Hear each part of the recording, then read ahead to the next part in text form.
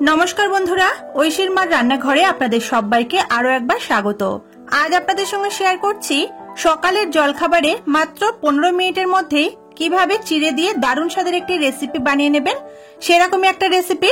চাইলে আপনারা এই রেসিপিটা বানিয়ে স্কুল, কলেজে অথবা অফিসের জন্য টিফিনেও দিতে পারেন।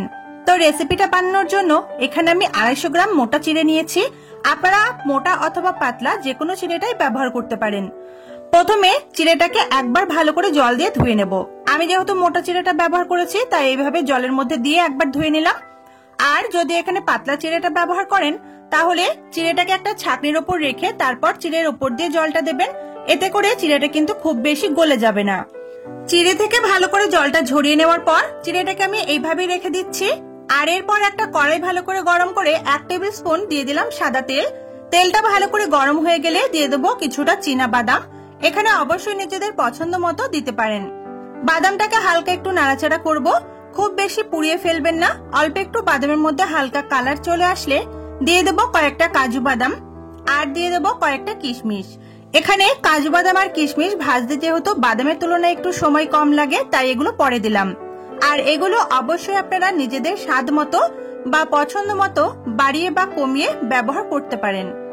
এবার কাজু বাদাম, কিশমিশ আর বাদামটা হালকা করে ভাজা হয়ে গেলে এগুলোকে ভালো করে তেল ঝরিয়ে তুলে নেব একটা আলাদা পাত্রে। এই রেসিপিটা বানাতে খুব একটা তেল লাগে না, তাই ভাজাগুলো তুলে নেওয়ার পর যেটুকু তেল ছিল ওই তেলের মধ্যে কাঁচা লঙ্কা আর আদা কুচি দিয়ে দিলাম ফোড়নে।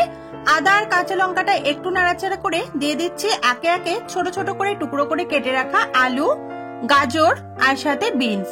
এই সবজিগুলোর পরিমাণও কিন্তু আপনারা আপনাদের পছন্দ মতো বাড়িয়ে বা কমিয়ে নিতে পারেন। অল্প একটু সবজিগুলোকে একটু তেলের সাথে নাড়াচাড়া করে দিচ্ছি। আর এখানে আপনারা চাইলে আপনাদের পছন্দ মতো যে কোনো সবজি ব্যবহার করতে পারবেন। এবার এগুলোর মধ্যে আমি দিয়ে দিচ্ছি স্বাদ মতো লবণ। আমি এই সময় স্বাদ মতো লবণটা ব্যবহার করছি। আর দিয়ে দেবো সামান্য একটু হলুদের গুঁড়ো। এবার সবজিগুলোকে মিডিয়াম টু লো ফ্লেমে রেখে একটু ভালো করে ভেজে নিতে হবে।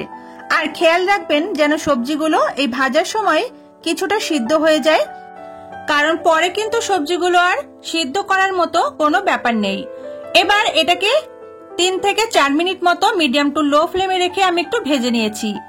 এবার দিয়ে দেবো আমি এখানে ক্যাপসিকাম কুচি, ছোট ছোট টুকরো করে একই রকম ভাবে কেটে নিয়েছিলাম। আর এখানে আমি ক্যাপসিকামটা একদম শেষে দিয়েছি, কারণ ক্যাপসিকামটা খুব বেশি ভাজা হয়ে গেলে খেতে ভালো লাগে না। একটু ক্রাঞ্চি ভাব থাকলে তাহলে কিন্তু বেশি খেতে ভালো লাগবে। আবারও অল্প একটু নাড়াচাড়া করে নেওয়ার পর এখানে দিয়ে দেবো স্বাদ অনুযায়ী চিনি। এখানে আমি 2 টিস্পুন মতো ব্যবহার করেছি। রেসিপিটা কিন্তু আমাদের একটু মিষ্টি মিষ্টি সকলে পছন্দ করে, তবে আপনারা নিজেদের স্বাদ মতো চিনিটা কিন্তু ব্যবহার করবেন।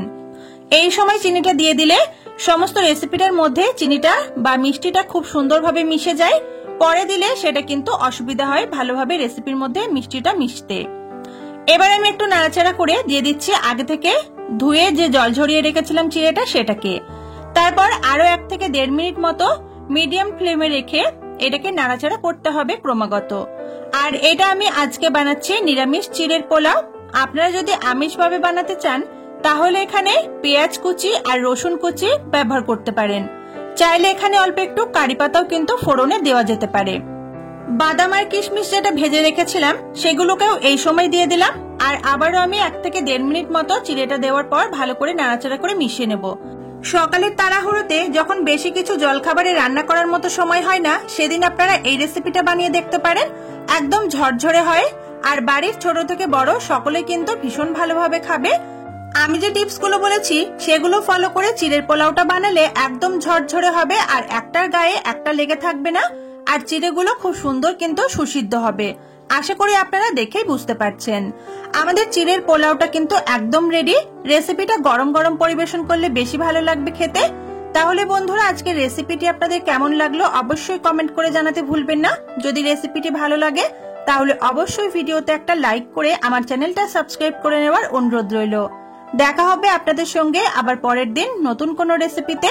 ততক্ষণের জন্য সবাই খুব ভালো থাকবেন, সুস্থ থাকবেন আর সাবধানে থাকবেন। আজকের মতো টাটা।